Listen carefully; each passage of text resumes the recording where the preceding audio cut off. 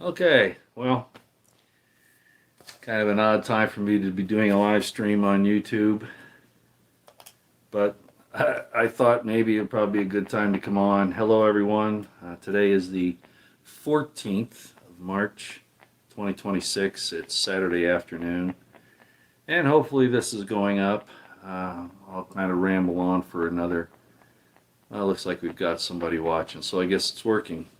I guess I could pull this a little closer. How's that? That might be a little better. Doesn't matter much. Hey, hello everybody. Hi, nice to see you. Good afternoon. I even brought my glasses so I can look at the chat here if we decide to do that. Okay, I'll go ahead and get started. The games nations play. Isn't this just all getting just totally ridiculous? Not only are they engaging in foreign wars, but they're also engaging in basically gaslighting and warring against their own people. They favor foreigners, let's put it that way, over their own people. And the things that are happening now, especially in Europe and in the United States, are reprehensible as far as the way that they're treating their own people. The ones that actually built those nations over years, sometimes centuries, sometimes millennia. So I thought after I heard some other things today, I thought it'd be probably a good idea to come on. Let me ask first of all if everything's 5x5. I hope it is. You might want to let me know. I think we're doing well here from what I can tell. The chat is on, so hopefully everything is working, the picture and the sound. Okay, I appreciate that so much. Thank you so much. Kimball Richard, Kimball and Kim Blanchard. I'll get that straight here in a minute. All right. The first casualty of war is truth. And unfortunately, this time that was a person. The first casualty of war was Charlie Kirk. At least that's the way it's looking. I've been following that, of course, not just through Candace Owens, but others. And you're still going to have a hard time finding out what the truth is because they don't want you to know the truth. I can see arguments on both sides that Charlie was actually murdered, and the other side that it's a drama. I wouldn't want to denigrate his memory if he's gone because I think he was trying, as far as I could tell, he was trying to do the very best he could, and he did have a very charismatic personality, and I think was dedicated to his cause and to his God. He also was committed to wanting to help a very nefarious individual to get into the presidency and supposedly fix things, which turned out, of course, not to be the case. And of course, I'm talking about his support of Trump. Misplaced, just like apparently he also chose a wife that probably wasn't in his best interest as well. And that's very easy for men to do. Actually, it's very easy for everybody to do, to choose the wrong spouse. But in this case, as I put up some time ago on my video about honeypots, I think he got captured on that one. The many things we've been learning about Erica Kirk, in my experience dealing with these types of things, she has all the earmarks of being a handler, a honeypot, and certainly being run not just by the intelligence agencies in our country, but by that little foreign country in the Middle East as well. It's definitely looking that way. So I won't comment on any more of her possible nefarious suspect activities. That's being discussed elsewhere, but I just want you to know that I'm fully aware of what's going on, and in my estimation, just from my experience, I think she's guilty as hell on all counts. I'll just put it that way, okay? Poor Charlie. But us men, we should know what it's like to be captured by a beautiful woman who seems to be the right person for us, and then at a certain point it becomes difficult. And apparently, just before he was murdered, it's very likely that he was pulling away from her after he possibly realized what was going on. I don't know all the circumstances, but certainly looks that way. But that's not the only thing I wanted to talk about. I just wanted to say that in passing. That's just a real tragedy there. And of course, there are other casualties of war, other truths that are going on. We don't really know what's happening in Ukraine. We don't really know what's happening in Venezuela. We don't really know what's happening, of course, in the war between Iran and the U.S. and Israel. Uh, both sides are going to be using propaganda. You can't really believe anything that you see or hear. And I've said that for a long time. It used to be you could believe half of what you see and none of what you hear, and these days you can't trust either one. And I'm going to talk about a specific example of that here in just a few minutes, which I'm sure a lot of you are already more than aware of. By the way, I didn't know what hat to wear today. I was thinking, I'm going to talk about these political situations, but I'm going to hit on some of these, spiritual, religious issues as well. And so I thought, well, this is probably the best hat. Plus, I'm using my camera on the selfie side so I can see because I'm not using my laptop to double check the transmission. And I didn't want everything to be reversed. So that's another reason why I'm doing this the way I am and wearing this hat and not the other one.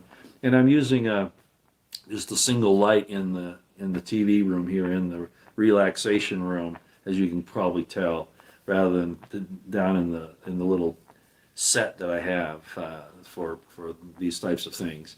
I wanted it to be relaxing this afternoon. It's Saturday. I mean, good grief, we got enough going on without making it too hyper. So anyway, like I said, there's a lot of other truths that are being slain, being ignored, and none of these governments can be trusted. None of them. And unfortunately, Israel and the United States in particular. Not ruling out Iran, not ruling out all the others as well, but the thing is that we were promised so much, and of course it's all been reversed. I've been on X. X is where I spend a lot of my time, as most of you know. And again, I'm going to say it really would behoove you, even though you don't like X, okay, to go there and at least join up on X, and then you can follow me. Yeah, you can get rid of all those other things you don't want to hear, all the bots, all the crazy stuff that's on there. You can filter that out. But if you want to see what people like me are talking about on a daily basis, because I'm not doing these YouTube things often anymore, that's the place to go. And I would appreciate it if you would do that. I'm not looking for more people, because no matter how many follow me on there, subscribe to me, whatever, X keeps me at about 20,000, 20.9. That's where they keep me. It might go up to 21,000 for a day, and then it'll drop down to 20.9. I'm definitely being shadow banned, censored, and throttled on X. There's no doubt about it. Of course I expect that. It's one reason why I didn't go for the blue check mark, because even that didn't protect people from getting censored by Elon in the long run. So I don't trust it. I just use it for what it is. YouTube, same thing. As you know, I've cut back a lot here, and for the same reason. But every once in a while, it's kind of nice to do so you can interact with people right away here, and I appreciate those of you who follow me. Which brings up another point before I get into the meat of all this. On X a few days ago, I got really discouraged. I'll be honest about it. It's frustrating. I'm so happy, as I said there. I'm so happy for people that have a lot of influence that are on the right side of things. Who are you, Roy, to say what's on the right side of things? Age, experience, and everything else that I've gone through. Experience, I guess, would be the way. There are some good people out there, despite all the venom that's being spewed at them at this point. I'm not saying I trust everybody all the time, but some people are putting out some really good things right now, and they're risking a lot by doing so. Of course, I'm talking about Tucker Carlson. I'm talking about Candace Owens, and there are some questions about Candace Owens. I know that. I'm very, very familiar with all the background and the things that could be going on there. But regardless, there's a lot of good information coming out. I mean, do you trust the MSM? If you at all turn on CNN or Fox News and you listen to them, well, you can't do any worse by listening to Candace Owens, okay, or Tucker Carlson. Certainly can't do any worse. There might still be some problems there, but nothing like the major news. So that's where you have to use your own discernment and why, I'm careful about things, okay? And you should be too, but you need the information regardless. Owen Schroyer, excellent. And there are a bunch of others. I could spend a lot of time naming a bunch of people, but you get the idea. Then there are detractors out there, people that will support the system no matter what, and are really working for the intelligence agencies, their own bias for whatever reason, or foreign governments. On X in the last little while, I've tussled with, and I've had this problem now for a long time. I've been very critical, of course, of the U.S. government, of what we do around the world. That the advertisement by the Navy that the United States Navy of a global force for good is a joke. It's not true, and I want our nation to be what it was supposed to be, not this empire that will do anything to take over more power, more resources, and survive as a behemoth, as a leviathan, controlling everybody. Look what they're trying to do to our own people. Surveil them all the time, tax them to death. All the I can name everything. Take away your First Amendment rights because of some country that's now decided that it's going to call itself a religion. I mean, it's just bad. It's just bad, and I don't see it getting any better. So anyway, there's a lot of truth, being slain out there. And I thought I'd bring up a couple of specifics about Trump in particular, because he promised so much, and he has delivered nigh near nothing of any significance, of any lasting value. And people will argue, oh, he's done this and that. There are a lot of people out there that are his cheerleaders, and some of these people that I've dealt with on X for years that I've had respect for, and on YouTube, but mostly on X, former military officers, retired military officers, IC people, all that. And I see the things that they're supporting and saying, and I'm just going to be honest, and they're not going to like this, and they can do whatever they like, they can stop following me or whatever. They're either part of the cover-up and the conspiracy. In other words, they're lying about things, or they're so blinded by their own quote-unquote patriotism, and you know what the saying is on that. Patriotism is the last refuge of a scoundrel. I don't know what it is. A lot of these people have spent time, in the war on terror and going over to Afghanistan and Iraq and these places, and they put themselves in danger. They had their friends, injured or killed, and they are responsible themselves for killing many, many people, if not hundreds or thousands, on their own. And so their psyche, their conscience has to justify that, so they'll back up everything this government does, regardless of whether it's right or wrong. And it's very frustrating to me, and that's what happened this last week. I see these people doing this. One particular, he'll know who he is, so I don't want to get too specific, but this attack on the Pentagon back in 2001 on 9/11. Saying things about what he saw there that I know for a fact he's lying about. I just trying to justify, the attack as the way that the government framed it. And that just bugs me that they do that. They know better, and they use their professional background to give credence to what they're saying. And I know they're lying, and so if I can't get people like that to wake up, I don't want to use that term, it's too common now. If I can't get people to examine their own conscience, look at it and say, I got to do the right thing despite what power wants me to do. If they won't do that, they've not only lost my respect, but I personally think they're putting their souls in danger. I really do. But that's just an example. And then, of course, I've talked a lot about religion. I don't know the answer to everything. Of course I don't.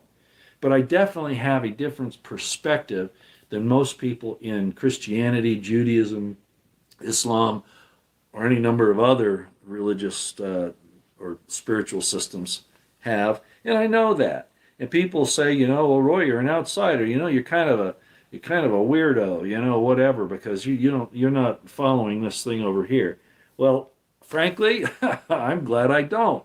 I see so many inconsistencies and problems with it that, I have spoken about it. I've told you a lot of that. It's on my religion series here, a playlist on YouTube.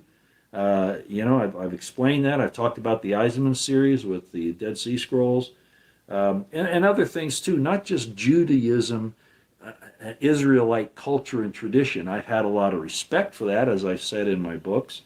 But at the same time, I see the problems in them, and that they're much of it, despite I'm going to hurt a lot of feelings here, get people angry. Much of it's man-made up. It's man-made up, and that's sorry. That's sad. That's not saying that that many of the things in there aren't good. How to live your life, how to treat people right, and all that. But there are also some really bad things in there that seem to be justified. People say, well, that's what it's about. It's about a people coming to a consciousness level. But they justify their evil deeds by quoting that thing. You see that, and it just goes on and on and on. Paula White in the White House, the spiritual advisor for Trump, he ought to be damned embarrassed by her.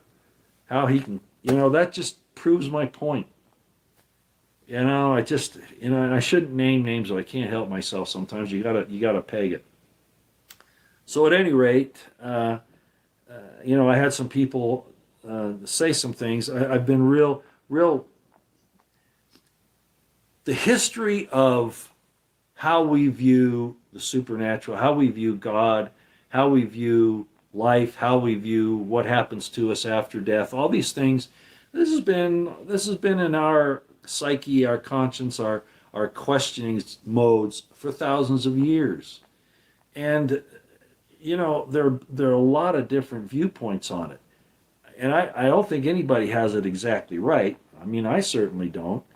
But people that say they do, you got to watch out for somebody that says stuff like that, or that they know for a fact something or other. Some do, but you've got to be careful there. And unfortunately, too many of the religions are too dogmatic. I don't care which ones, and I'm not going to name them. I could name them all day. But I've been through nearly all of them, and I find the same problem in every one. They get behind their dogma, and their bias and their prejudice is such that, they're afraid that if they do question, that then they'll be told that they have lack of faith and that they're questioning God. No, I think God wants you to question. I think He wants you to be aware and seek out the truth regardless of the consequences. As I say in my profile on my X account, I'd rather be uncomfortable with the truth than comfortable with a lie. I mean, and if you don't arrive at that point, what is the point? So there were some comments made. I'm not going to get too specific here. So I talked about the politics side, about people that I try to reach, and they just, they're what they've done in their lives or whatever, they just can't take that step of looking at the honest truth and doing something about it. And then the same thing happens on the spiritual side, and I've talked about it for a long time, as I said. And this question about God's name came up again, and I've given some classes on the Tetragrammaton, on the YHVH, and how I look at it. It's not just a Jewish thing. They got it from somebody else. There's evidence of it that it was in Egypt, and even before that. And I pointed out that it's not really a name. It's actually what we are. It's God's family profile. It's how he has organized that, whoever He is. And it's still going back to where people are quoting these other supposed researchers, and they are. Some of them are very good. I know about the Gnostic Gospels. I know about the Nag Hammadi. I know about Zechariah Sitchin. I've studied this stuff for you. I showed you my library here not too long, at least portions of it. Portion of one bookshelf that I have. I have hundreds of books. I've read them all.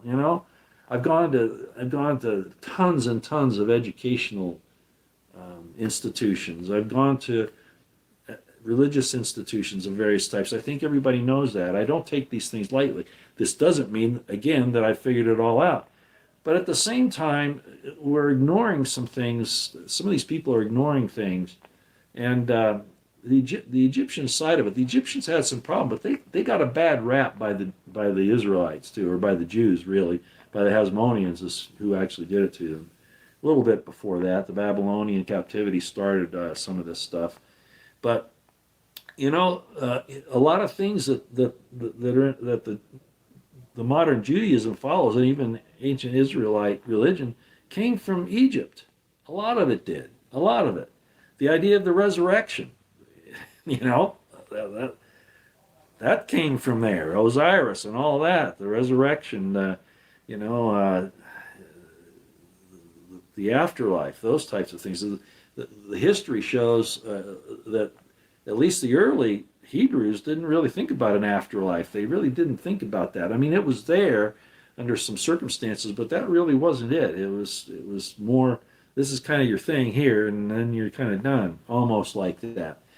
Not entirely true, because it depends upon some of the background of some of the people that are looking at that, but that was by and large the case. So anyway, this thing with the YHVH came up, and I'm a stickler on that one because I know what that is. That is a system of the family of God. That is a system of what we are, mother, father, and children. That is what that is. There are many other meanings to it. Where the Israelites, where the Jews got it, that who they took it from, because didn't originate with them. Even in their own story, Moses says, what's your name? I don't know your name, right? There's some indications earlier than that people like Abraham did know about that, but that's the story, that nobody really knew his name, and it was Moses that revealed that. Well, that's not true. It just isn't true. Historically and archaeologically, we know that it was in Egypt prior to the Mosaic period, and it was also by other people that were that the Egyptians knew about. Okay, let's just put it that way. And so it's been around for a while. The pagan idea, the Christians in particular and Jews in particular, they like to point fingers, and Islam, I'll throw them in here too, point at people that don't believe the way they do, so they're pagans. Well, I'm sorry, but the pagans had a lot of good ideas. One was the importance of the family and ancestry. Sometimes it went too far and they got into ancestor worship. I understand that. But you know what? At least they knew who they were talking about. These other people that talked about God, they have no idea who or what he is, other than what they hear from the preacher on the pulpit, right? Or what they think they read in the scriptures. At least knowing that you have a family ties you to something. And the Bible's talked about that, where it says in several places, that the curse is to be left without root or branch. What does that mean? That means that you're left without ancestors and you're left without children, posterity. So that important part of a lot of the pagan understanding is very important. And why was it abused by these other Abrahamic religions? Well, because they don't want you to know who you are. I think. I think, the unknown God. I know Paul talked about that. Who is this unknown God we're here to declare to you? I guess it was Peter that actually said that. But the recorder saying that. But the point is, so what is the YHVH? And I've said, okay, it's a system more than a name. And the reason why you couldn't blaspheme it is because you're blaspheming yourself. When you use that to try to get some type of an advantage over somebody in a contract or whatever, or if you claim to be of that lineage, and then you don't act like it, in both of those instances, you're blaspheming the name, which is really blaspheming yourself. It's really abusing yourself is what it's doing. But anyway, then these people said, well, and Jesus said that he taught it's in John, I believe, he taught the people the true name of the Father, the true name of God. He revealed it to them. Really? Yeah, I know it says that. But it wasn't the YHVH that he was revealing, because they already knew that. The Yod-Heh-Vah-Heh, they knew what that was. So it couldn't be that he's revealing to them. It was something else. Was it just Father? No. Father's not a name. Father's an office. Father is how you address your father. Hey, Dad. Hey, Father, right? You usually don't address your dad, like my son saying, hey, Roy, Usually, it happens, but that's not the preferred method. It's not the most respectful. But Father is still in office, just like God is, just like President is, all those. There are lots of fathers, right? So what was the name that Jesus revealed to his followers that they didn't know before? That they didn't know before. Again, it couldn't be the YHVH, because they knew about that. So it was some other name. Am I going to tell you what it is? I could tell you what I think it is, and you might accept it, you might not. It's in the scriptures. It's right there. It's actually in the Egyptian as well. It's actually everywhere, but you don't recognize it because of the way that you've been taught to read the scriptures and how to interpret them. I will say this: you are a part of that system. You are a part of that system. You are a part of that family. I'll just leave it at that. Let's get back to some of these other things because I'm probably chasing people away. Okay, this thing came out the other day with Netanyahu, right? He's been missing for a few days, and everybody's talking about it. I've even kind of mentioned it to some extent. There was a video that came out that was obviously AI, where he's talking about, and by the way, I couldn't hear the Hebrew. I'm not real good at modern Hebrew. I stick with biblical Hebrew for a lot of reasons, but I did try to listen to what he was saying, and I couldn't because the translator was talking over him so bad I couldn't hear it. But I did go get the transcript that's in Hebrew, okay, the modern Hebrew, and it's the one where he's talking about the Messiah will return. There was this argument over whether he said.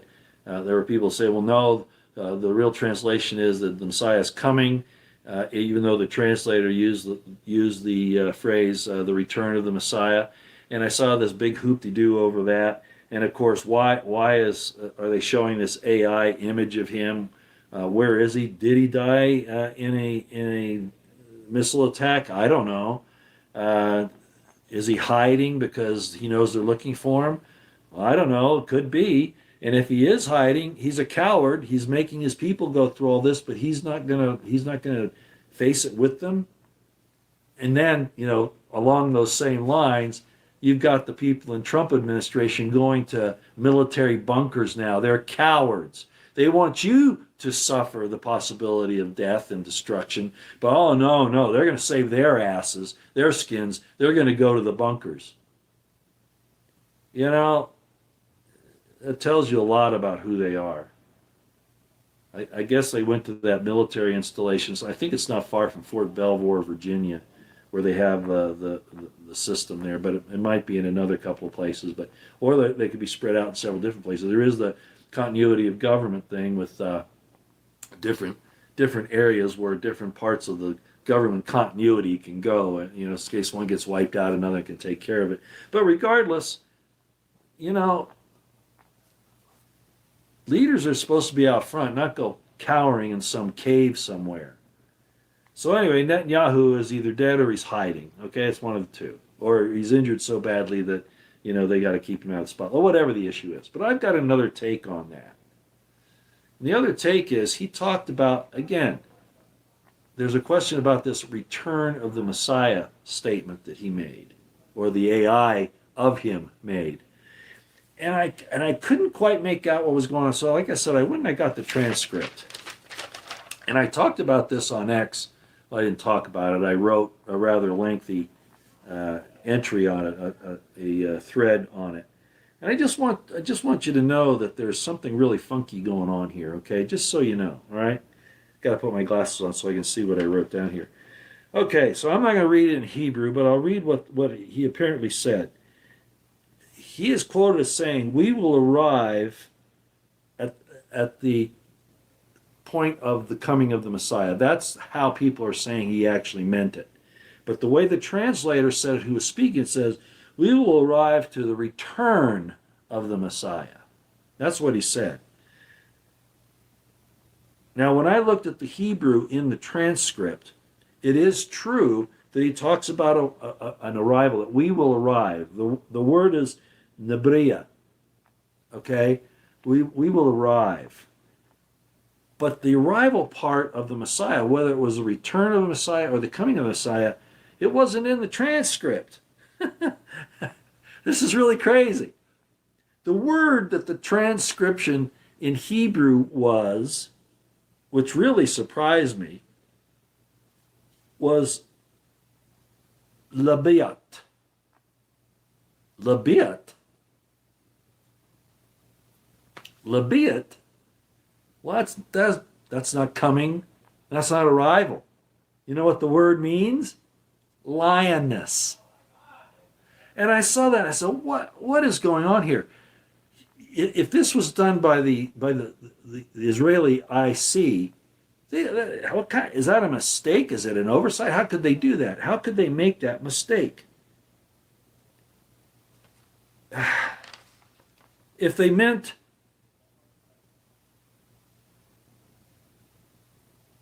like a coming, it would be another word, Lakzar. Well, but it's not. It has a lamed at the beginning of it. All right? But it's not. But why did they put lioness in there? And then I went down and I looked at another thing. What would return be if the word return was used? Well, of course, it's biblical, but it's very similar. And I'm just wondering if maybe they just copied the wrong word. I don't know. But here's something that's really interesting. It's kind of a joke. Ladies, I'm sorry. This is a little off color, okay? Hopefully there are no kids listening to this. If there are, you might want to just, cover their ears for a minute. They probably won't know what I'm talking about. There's a part of the female anatomy that sounds a lot like the word labia. I think you know what I'm talking about. Technically, when you look at the etymology of the word for labia, the etymology says it's Latin, right? It says it's Latin. But it's really funny that it's very close to the Hebrew word for lioness. And it just made me remember a line from a movie some years ago. It was My Big Fat Greek Wedding. And the mother there, the Greek mother, is talking about, a woman, she needs to be a lady in the living room, but a tiger in the bedroom. A lioness would be another way to put it. And so lioness and the use of the labia. Okay, you know where my mind went on that one. Kind of interesting anyway. So what is the real etymology? Did the Latins get it from maybe the Hebrew word? A woman is being a lioness, and in that very, very intimate place. Okay, forgive me, everybody, but I'm not a prude. I think everybody knows that. I'm not a prude. I think the way that God made us is just wonderful, and it's meant to be something very beautiful. And unfortunately, both by religious standards, whether or not you understand that or not, by religious standards and by worldly standards, both, it's been mistreated. It's been degenerated, depraved. The way they view it, the whole idea of that relationship. So much so that I heard the other day. Did you know? Here's an interesting little piece of factoid. Kellogg's cereal, right? Well, I found out. Do you know why Mr. Kellogg invented the corn flakes? Do you know why? It wasn't just because, it was a new way of making food, or, he wanted to make money. His real reason for doing that was because he felt that eating meat made you more sexually excited. And he wanted to calm the sexual excitement down in people because the population was getting too much. And of course, it's, that kind of activity between a man and a woman is dirty, dirty, dirty, right?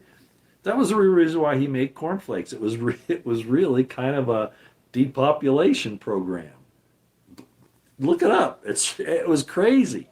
And so we've been attacked as men and women for so long. Yeah, there are responsibilities. You don't want to, you want to be careful. You don't want to be doing, intimate things out in public, all that stuff. Okay. But to denigrate it across the board and say it's filthy, dirty, and all that is just, it's done a lot of damage to us. And I pointed that out in many videos in the past, how it's confused the children. That's why you're having this big problem with all the tranny stuff, transgender, and LGBTQ and all that, because right in the scriptures it tries to tell you, it's interpreted as saying don't get married. A lot of people interpret those things this way. And now here we have Mr. Kellogg, and he wasn't the only one, by the way. Okay, I just thought you'd like to know that. Okay, so in other words, Netanyahu, I can't tell, but somehow the word lioness came in there. The return of we have arrived at, the translator said, at the return of the Messiah. We will arrive at the return of the Messiah. When what he actually said was, according to the transcript itself, was we will arrive at the lioness Messiah. That doesn't work, at least not in my mind. So some hokey pokey weird stuff, abracadabra, something is going on there, and I just thought I'd alert you to it. Okay.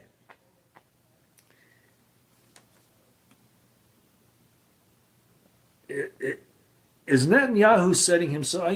For a long time I've talked about the two messiahs. Trump and Netanyahu have been wanting to be involved in being the two messiahs. Trump has gotten even a crown from the Jews saying he's the king of Jerusalem. There's a thing about him becoming king of the world when you talk about the tarot cards and some other stuff. Then Netanyahu, had that little discussion with Schneerson back in 1999, I think it was, where Schneerson said he would be the one to usher in the Messiah. The Lubavitchers think that Schneerson was the Messiah, and they even think today that he's going to be resurrected to come back as the Messiah. So there are all kinds of things about what Netanyahu was apparently saying in this little AI thing. It probably wasn't even him if it was AI. About some Messiah, either the coming of the Messiah or the return of the Messiah. And I already talked about the problem with that entire discussion that he made, that entire statement. But at any rate, what if Netanyahu is setting himself up to be a quote-unquote resurrected Messiah? What if that's the case? Now, I have pointed out that Zionists in particular, but Jews in general, they won't tell you this, but the Jews look at themselves not just as the chosen people, not just that, but they also look at themselves as the Messiah, as I say, the Messiah without metaphor, that they are the Messiah. They are and there's the esoteric side of that, where there is a kind of a supernatural type of, not really supernatural, but an actual leader Messiah. There is that too. But a lot of them look at it as being themselves, the people themselves. And I've talked about that before. That they, as a people, are the Messiah without metaphor. They are the Messiah. And that's why they're supposed to rule the world in the last days. So I came up with this thing with Netanyahu saying this return of the Messiah could be, because he mentioned in the same discussion, this AI of him, that Israel was going to become a world power. And of course, they want more than just where they are now. They want the greater Israel, and then they want the entire world to rule. So under that circumstance, they would become the Messiah. They would rule. They would be the rulers. And they talk about it all the time. And if you don't know that, you need to go look it up. They talk about it today. And that everybody who's non-Jew will be their slave. Okay? That's just the way it is. Either a slave or not here anymore, sent away. Kicked off the planet is the way I've heard it in inner circles. But anyway, so maybe this thing is to set Trump and Netanyahu have been kind of involved in this game together, but they're also in competition. Okay, for all I know, maybe Trump did, whack Netanyahu. I don't know. I don't know. But at any rate, there's another possibility that maybe Netanyahu's trying to set himself up to come back as the resurrected Messiah. I don't know. Just a possibility, or at least the return, whatever that means, or the coming of it. Okay. Then I don't know what's going on there, but it's obviously something to be aware of. I've also mentioned many times here on YouTube and on X that this war isn't going to work out the way the prophecies are used to force. The people are using forced prophecy to try to make it happen. I've told you this is all forced prophecy, okay? It's anachronistic. with the way they're trying to apply those ancient scriptures, all kinds of problems with it. But uh,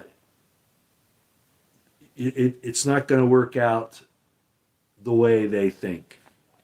I've pointed out on X and on YouTube several times that every time there has been a Jewish type, and Jews really only started right after the destruction of the Second Temple. I don't know if you understand that or not.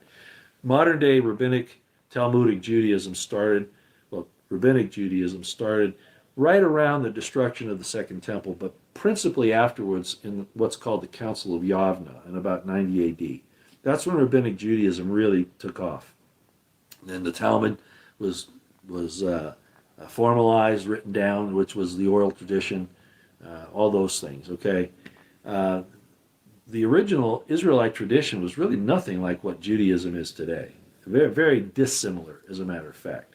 And it started to change kind of during the Babylonian captivity, as I've explained, but it really changed during the Hasmonean dynasty, the Maccabees. Okay, big changes there, and I've talked about that. I'm not going to go into it here. I brought up Dr. Yonatan Adler's book, The Origins of Judaism, and how that has come about. When the Jews say that they've been around for thousands of years, no, they have not. Not in the way they are today. That just isn't true. It just is not true. Okay, they are not like the original Israelites. They're not even like the original Hebrews. Even if they could claim that they have that DNA, their mindset and what they do is nothing like those original Hebrews. Okay, they're just not.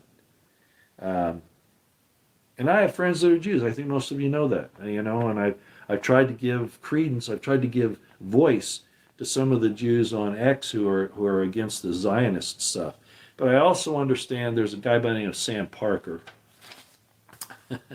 He's apparently lives in Utah, as I understand. I've tried to reach out to him, but I don't have DMs anymore because I won't play Elon's game. But Sam Parker apparently lives in Utah, and apparently he was a Mormon at one time, if he's not still. He doesn't have a whole lot of respect for Senator Mike Lee, I can tell, and that's well deserved. But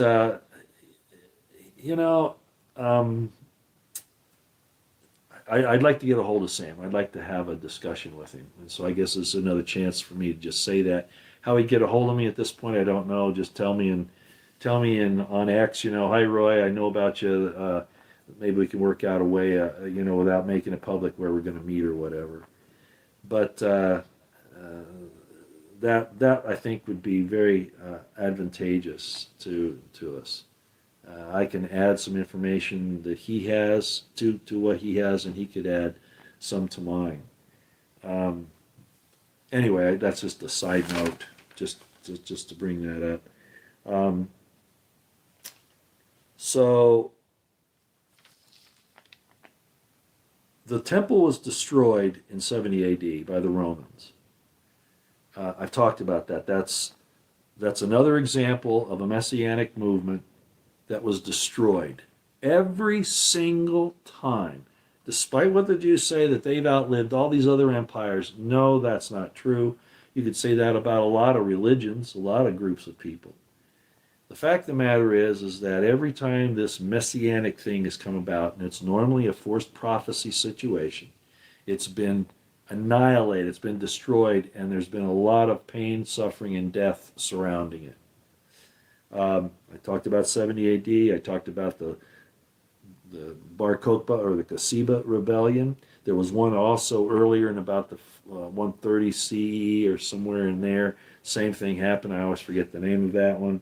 But these things continually are going on by these people that say that God's given them the right to land, and that they're the chosen people, and that that they're going to rule the world, and they'll tell you that. Every time they've done this, it's turned into a situation of mass death and destruction. Every single time. And this time's not going to be any different. So, again, as I was talking about, I'm going to go back to Sam Parker for a minute. He was talking about the thing where he says that there are two sides, that they are presenting two sides of the Zionist Jewish argument. They're trying to say that normal Jews are not the people that are in Zionism and Judaism. the more the people are trying to protect themselves from the backlash of what the Zionists are doing, are saying, we're Jews, we don't go along with what the Zionists are doing. It's against what the scriptures are. It's against what the Torah says to do, the Tanakh. It's against, what God's commands are. And then the Zionists saying, of course, they represent all Jews and that they're the chosen people, etc. Well, Sam Parker pointed out that he thinks that possibly these Jews that are more conservative, that's the wrong word, but not involved overtly in the Zionist movement, still believe in it, and that they are more or less just there to play the victim side of what the Zionists are doing. In other words, I think what Sam is saying is that it's a movement to confuse us as to what the Jews really want. And there's some truth to that, I think. I was amongst them for a long time. As I've mentioned, I was mentored by a couple of capitalist rabbis, actually more than that. But and people are, who are they? We want to know who they are. Well, I'm going to tell you. I think they're gone now, but if they aren't, they probably go after them. So I'm definitely not going to do that. But I think Sam's onto something, because the problem is in the Tanakh itself, in the Old Testament itself, and of course in the Talmud, and of course in the Kabbalistic literature. The Jews who even say that they're not Zionists still believe that they are the Messiah without metaphor, that they are the ones that will rule the earth eventually. And that they have a right to these things. It's in the Tanakh. They have, even though I've talked to them, I've sent them messages and all that, and they say, look, rabbis, etc., you really, really need to reconsider how you're viewing your Tanakh and your holy writings and all of that. It's hard to anybody who's asked to examine their religion that maybe they have some error in there. It's hard for them to do, because they don't want to seem like they're unfaithful. They don't want to seem like they're turning their back on the truth, whatever that is, right? So they resist that. But I did ask them to do that, especially in the circumstances about the punishment that they can place upon Amalek or anybody that disagrees with them. And they have said to me, yeah, we know that's anachronistic, that it can't be applied the way it is today. But then there's still the scriptures there that are used. Something's wrong in the Tanakh, and I've talked about that for a long time. Its origins, how it came about, the efforts of these people who were a small, actually, group of people, a small tribe who are trying to get some recognition in the world, came up with their own God and all this stuff, their own language. Their language was similar, but the point is they made up a history, and this really started during the Babylonian captivity.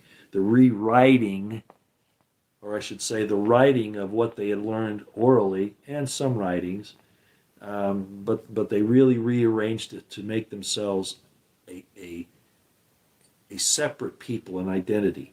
Did it come from God? I don't know. I've never really thought. Well, I did, at one time I did think so, but over the years, especially after I really started studying these things decades ago, I realized that there was a problem in their story. The Bible sounds real good. It seems, like it has a continuity to it, a consistency. And in some ways it does, but in other ways it's really no more consistent. It's really no more better in teaching you how to be a moral life than reading Shakespeare, honestly. And that's what I mean. These things have been, what humans should be like, what mankind should be like, is known. It's not a mystery, but you can build an entire religion around fabrications of things, and a lot of that is the case. I'm not saying it all was. But too much of it is, and it's unfortunate. Okay, moving on to the next thing, okay?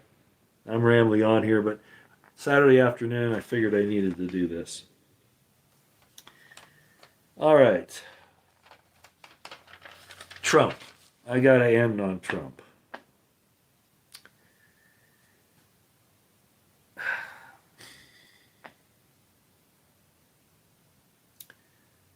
I think I told you that back when Trump was building his Trump hotel in Vegas and some other things, of course, he used local contractors for that. And this was back in the 90s. Okay, 90s, maybe early 2000s, but mostly in the 90s, I think. A lot of crazy things that he did in New Jersey, Atlantic City, with the casinos and going bankrupt. He's involved in these beauty pageants and things where now it's looking like there may have been some nefarious activities going on there, not just in the organization itself, but by him as well. All the things in the Epstein files that they're trying to keep under wraps and that people believe, and probably rightly so, that Israel, especially Netanyahu, has this schmut on him, on Trump. But Trump is schmut anyway. And it's really distressing to me how many people, again, old military retirees, former military, police, people that know should have the ability to discern evil, and they just don't. They don't do anything about it. Well, so I had a friend who was a contractor in Las Vegas who is very aware of the situation where Trump stiffed all these contractors who built his hotel. That he stiffed them for millions of dollars. And when he was questioned about it, even on an interview, his answer to how he felt about it was, "Well, my attorneys are better than their attorneys." When people are like this, they don't change. They can play act. They can pretend to be something they're not, but they don't change. And the proof is in the pudding about what we've seen. Not only now, but in his first term. What happened with the LV massacre. And I've talked about that. I'm not going to bring it up again here now again, other than to say I think that was a sacrifice he made to his God. I really do. I think there's plenty of evidence for that. The whole situation with him not going after Hillary when he promised he would. The attack on Syria when he said he wasn't going to do that. Certainly the COVID thing. The whole thing with the OWS, Operation Warp Speed, and how he still pushes that today. What he did to the people that supported him, how he abandoned them. He's all for himself. If he's not the Antichrist, he is an Antichrist. And I don't like that term, actually, for a lot of reasons, but it kind of fits for this discussion. But here's some other things, okay? So he stiffed all those contractors in Las Vegas, all right? He conned us on OWS. Promised immigration reform, getting rid of the immigration problem. It's all been a show. Almost to the point where really what it's come down to is more surveillance of Americans and more harassment of Americans and losing their First and Second Amendments, right? His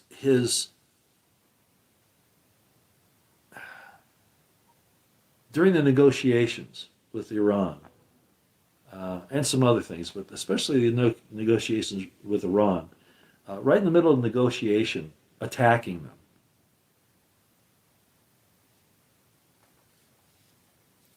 That's just more of how he operates. And people will say, "Well, they're our enemy. Go after them." Hey, that's how you lose whatever loyalty and confidence people were giving you. You lose it that way, and America looks really bad right now. Really bad. I mean, we've had a problem for a long time, but this is really bad. To attack people while you're supposedly negotiating a peace deal. And of course, the excuse was, well, that was Iran. They were just trying to lengthen it out so that they could do it. It doesn't matter. You're the one that made the attack, Trump.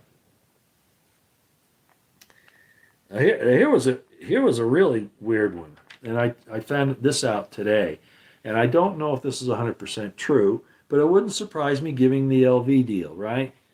Okay, the deal with stiffing the contractors in Las Vegas. I heard today, um, and I haven't checked it all the way, but it rings true. I'm just saying, I'm giving a little caveat here, but it wouldn't surprise me. You remember the attack on Venezuela and the capture of Maduro? Lauded as being, oh, it's our great military doing all this stuff. Kind of, kind of like when Petraeus, was given control over the Afghan war, and the way he handled it was by paying off the Taliban. He actually gave them money to not attack the Americans and to agree with things. That was his big move, right? Uh, what a joke, right? Paying them not to fight you, literally paying them. Well, apparently that's sort of what happened with this thing on the invasion of Venezuela. Um, Apparently there was a promise made to the inside security and military people um, who were under Maduro to turn on him. And they were promised, according to the story, $50 million to turn him over to the United States. The story is that Trump promised them $50 million to turn Maduro over to us. It had something to do with his driver and some other people that were, in positions of power. Well, guess what? According to this story, Trump stiffed them, and he hasn't paid them, and apparently doesn't plan on paying them. Now, what does that mean? Well, along with what he did to the people in Iran by attacking them when he promised to do negotiations, and what he's done there generally, allowing the types of bombings that he's done there, going along with Israel and how they've treated the Gazans and Palestinians in general, and there are other countries that are close to them, supporting the Greater Israel Project, all these different things that he's done. The tariffs. I'm not against tariffs, but the problem is you're paying for them, right? Mostly, right? I mean, he's going to do away with the IRS, but he's going to get money out of you one way or another. Okay, I just watch him there. But the point is, he stiffed these people that handed Maduro over to him, and with all the people that he screwed in his life, stolen from, made promises and then not kept them, broken contracts, etc., etc., maybe he better go live in a bunker. Because I'll tell you what, you get the Iranians after it, and they made this big deal. Oh, the Iranians wanted to kill Trump in Butler, Pennsylvania. I don't believe that any longer. I finally decided that was a drama that he put on for lots of reasons. One, the blood splatter doesn't make any sense, but there are other things. And killing somebody else in the audience just lends credence to it. If you ever watched Jack Reacher, the first one, that's what happens at the start of the movie. A sniper shoots a bunch of people to cover up who he was really trying to kill. Okay, so other people dying in a drama put on like that isn't necessarily saying that it wasn't just a show. So anyway, at this point, I've convinced myself.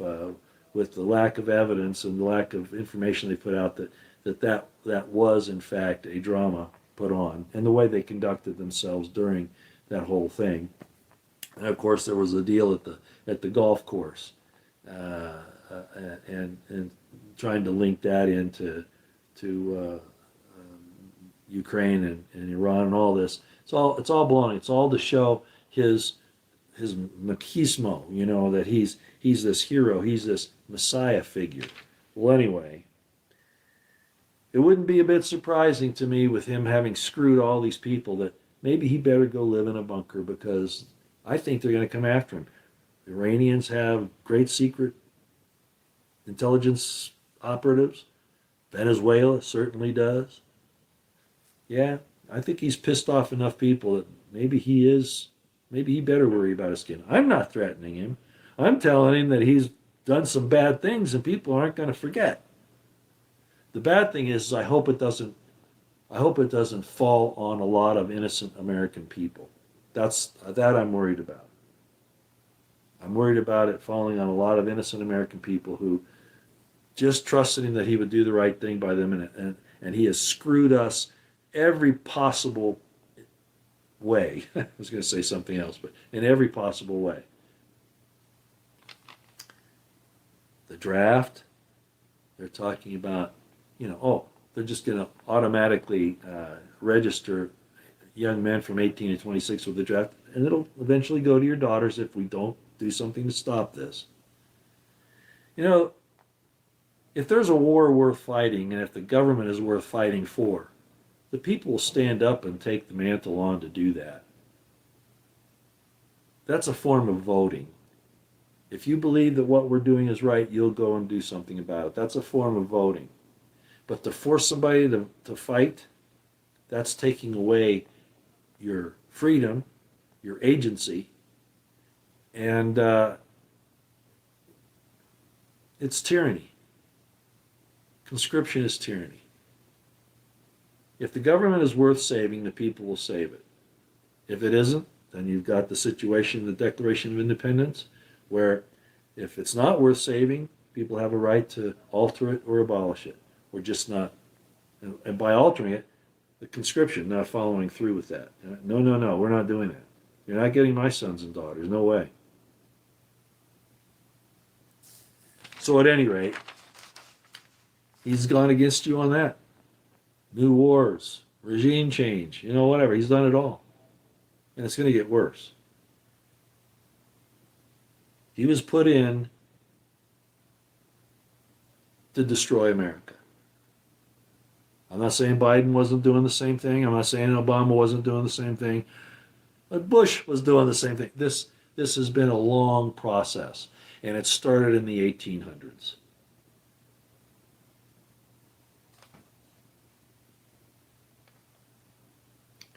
Okay, I probably talked long enough. It's been a good hour. Let me just see if we've got some things here I should add. All right. Oops, sorry. I'm going to do it this way. Let's see what we got here.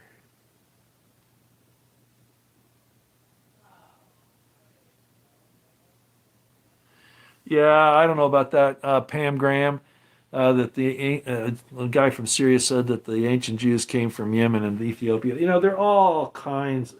You got, first of all, who are the Jews, right? Who are the Jews? If they're saying they're Judahites, as I've explained many, many times, that's one tribe out of 12, according to the story anyway. One tribe out. They're not all the Israelites. Did somehow the Jews come from Ethiopia and Yemen? There are a lot of problems with that historical claim. I don't buy it. I'm sorry, I don't. There are problems with the whole Israelite story. As I pointed out at the very beginning of this, the idea of Abraham. He goes to eat. Well, here's a point. Leonard the Reader. I follow him. He's very good. And if you want to, you should probably follow him. He discusses books that he reads. And for one, he did the Protocols of the Learned Elders of Zion, for instance, and talked about how, even if it's not a forgery, but somebody made it up, the funny thing is it's almost all come true. Well, he's talked about a book in the last day or so about circumcision and where it really came from. And just like the name YHVH, which in Egyptian hieroglyphics, I've shown you what that is. Okay, in the past I've shown you what it is. It's in hieroglyphics, and I'm not going to go there today. But the point is, it was Egyptian. All right, prior to the formation of the supposed Israelite and even later Jewish religion. But at any rate, so Leonard the Reader's got this book about circumcision and where it came from. Of course, there was a big discussion in the New Testament between Paul and the Jews about whether or not, and the Jews meaning James, the brother of Jesus, a lot of attacks against like long hair and stuff is actually Paul attacking James, but that's another story. the circumcision became a point of contention that, they were saying, well, Gentiles don't need to do that. And then, but if they're going to join, if they're going to become part of the Israel people, they got to have the circumcision. Anyway, this big fight is in the New Testament concerning this. And then in the Old Testament, you have things where it talks about, the circumcised who have the rights over things over the uncircumcised. All this kind of thing, and attacks and pejoratives about uncircumcised people. Well, whatever. The fact of the matter is, as Leonard points out, I was really surprised he did this. Circumcision was well known, well practiced, not widely practiced, but practiced by the Egyptian royalty nobility 400 years before Moses.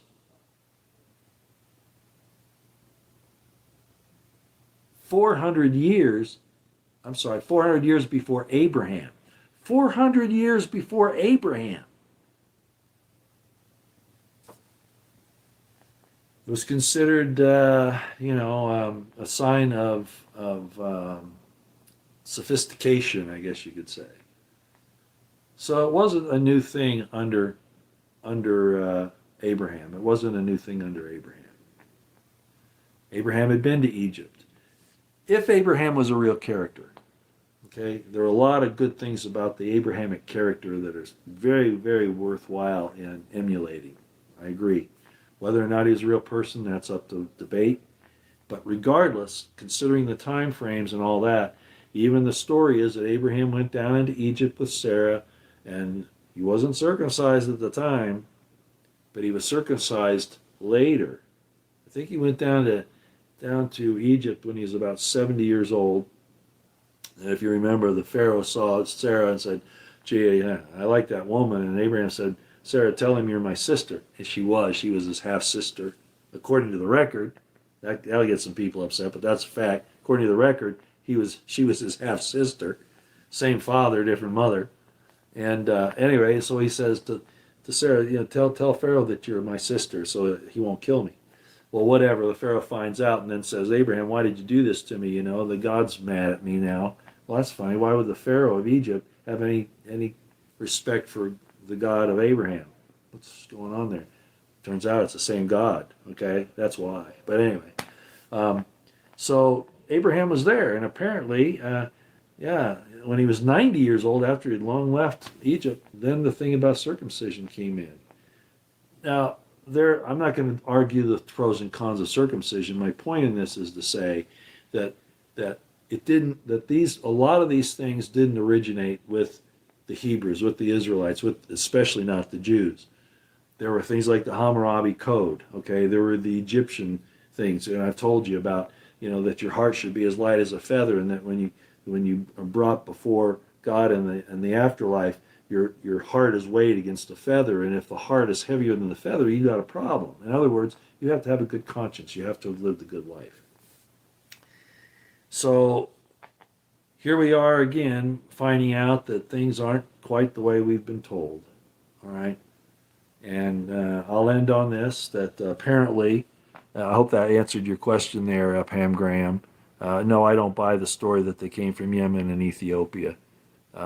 Actually, the Ethiopians, historically, there's some things there, especially with the Gnostics, the Nag Hammadi group, and all that, which I won't go into now. But that was post 70 A.D. Okay. Somebody said, Mean Gene Jared is probably the handler. I wouldn't doubt it at all. He has a look that I don't trust. Okay, he's nefarious. He is, and I wouldn't doubt that he's been pushing a lot. They are even fascists at times. The dogma temples. Yeah, 501. Oh yeah. Roy, could you speculate on what the consequences might be if Israel used a nuclear weapon against Iran? I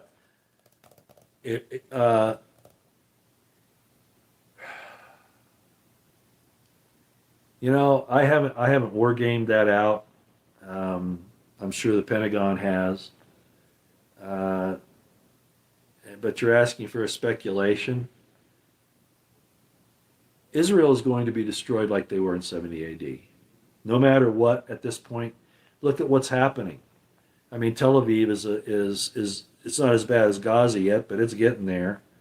You have people leaving Israel. They were, and when they couldn't leave, they're trying to find ways to get out.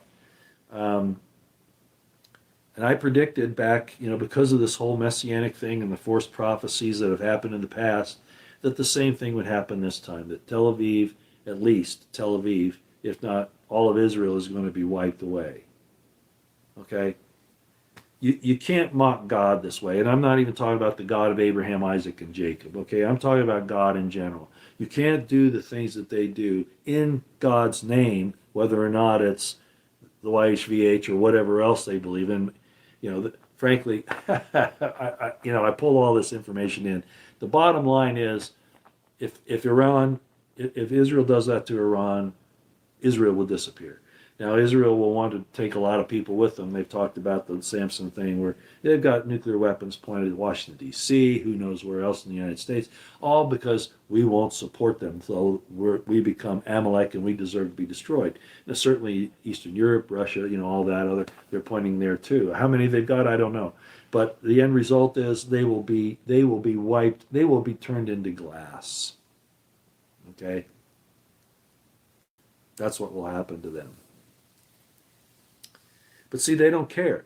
Well, they do care because they want to rule the world, but they'd rather rule over the ashes than fix the world. Tikkun Olam is a joke, and I talked about this before. It doesn't. It means the idea of repairing the world, fixing the world, but it's not like most Christians think. Oh, peace, tranquility. That's not what they're talking about. Tikkun Olam in their vernacular means that they rule the world. It's a Pax Judaica. Okay? You do what we tell you to do or we kill you. We clean you away. We wipe you away. We use the Islamic people to broom you away, as a broom to sweep you away. And then we get rid of them. You see? That's what it really is when it comes down to it. So anyway, if Israel does that, they'll be turned into glass. And it's going to be bad for the whole world, absolutely. But that's what will happen. Yeah, for sure. Okay.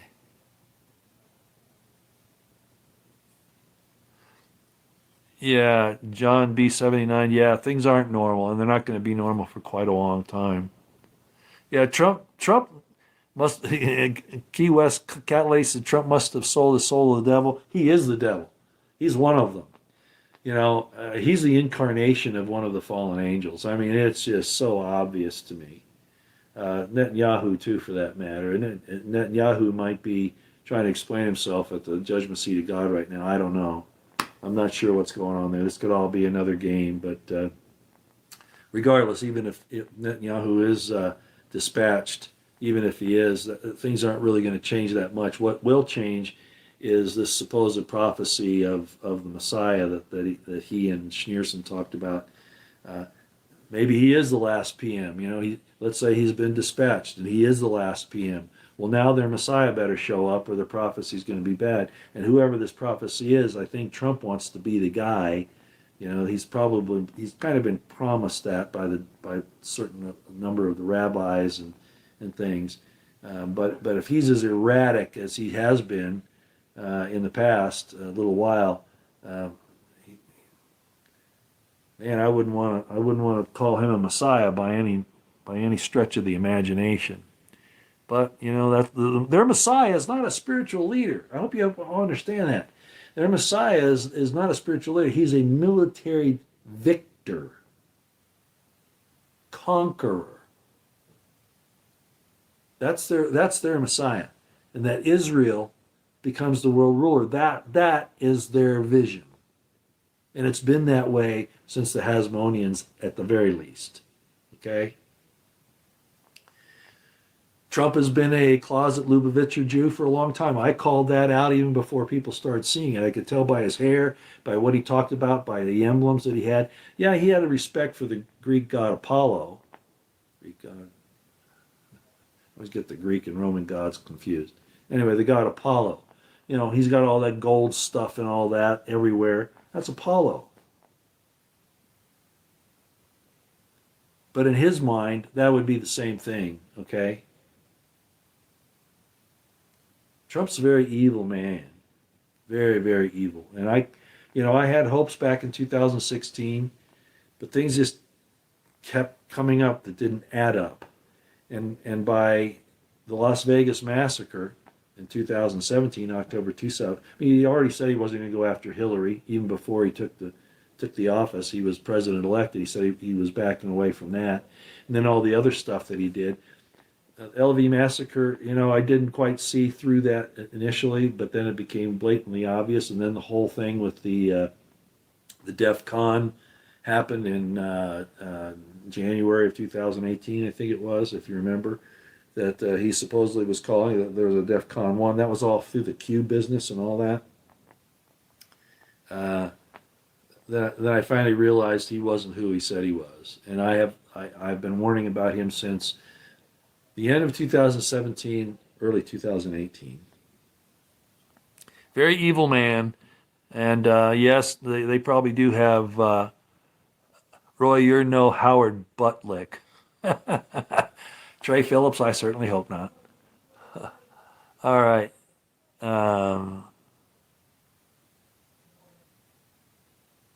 Yeah, let's see. Boy, you guys are really Senator Linda Bottom Boy Graham. Yeah. Senator Lindsay. There's another evil, wicked man. If he is a man, whatever he is. I called him Linda too the other day. I was answering. There's a lady on X, and she has her own podcast and stuff. She goes by Village Crazy Lady on X. Her name's Mel. Excellent. I mean, some of these women out there are so good at what they do. And they're right there. They don't have to think about it. They have so much information that as soon as something happens, they can analyze it and get an explanation out. And Mel, Village Crazy Lady, I forget her real last name, is one of those. She just amazes me. And she's not mealy mouthed. If she doesn't like what you say, she'll say, she'll just do it. I'm really amazed at her. So, yeah. But anyway, when I answered her, I said, yeah, Senator Linda Graham. Linda Graham. Yeah. So, yeah, that's how that goes. Okay. Yeah, Walski, I don't mind saying Shabbat Shalom. That doesn't mean I'm Jewish, right? There are a lot of good things in the Hebrew scriptures, in all of that. As you know, I've studied the Hebrew language and their spiritual system. And out of all the spiritual systems, people are going to say, right, why? Well, because it still shows up. There's still things there that despite the bad stuff, I still see a lot of good. The idea of God being within you and all that, the kingdom of heaven is within you and all that, which is said to be Gnostic. It's not only Gnostic, it's been other places as well. Really, an early Israelite religion that was there too. Now, the early Israelites, they had a problem. They did human sacrifice. They did child sacrifice. And the way they got around covering for that is by the prophets saying that that's the reason why God destroyed them. Well, they were Canaanites. They were just another tribe of Canaanites. That's what they were. I'm not going to get into that here, but, they don't have clean hands, not by a long shot, and they still practice some of that stuff today. And again, I go back to, as far as the history is concerned, I go back, for your sakes, Dr. Yonatan Adler and his book, The Origins of Judaism. I think that's probably the best way to go about it. Oh, John 79, you can't get on X anymore. They permanently kicked you off because I made memes of... Well, you're a hero then. Look at it that way. Yeah, I understand. You can still go on X. You just can't go and join it. You can go on x.com and then you can put in, at Royston Potter, and you can see at least... You might not be able to read the threads when you do that, but you'll be able to see generally what I'm talking about. So you don't necessarily have to join X, but I think you can still get on it. You just go to x.com, at Royston Potter. You just can't post or anything like that, right? So at least you can get on there and see what I'm talking about and who I'm talking to. Volume is kind of low. I can't do anything about it. It's going to have to be fixed at your end, okay? All right. Now 13. Well, Flipper, they're lying about that. You can't destroy every base in the Middle East and have only 13 KIAs. That's all being covered up. Trump's stepped on a bunch of crap here, and he just can't fess up, and neither can Hegseth. They're two buffoons now. I thought Hegseth might be good, but he's turned out to be just as bad, if not worse, than all the others we've had. I don't know that he's a drunk. I don't know that. I don't know anything really there, but he just doesn't have it. Okay, he talks big, but he really doesn't have it. And same with Trump.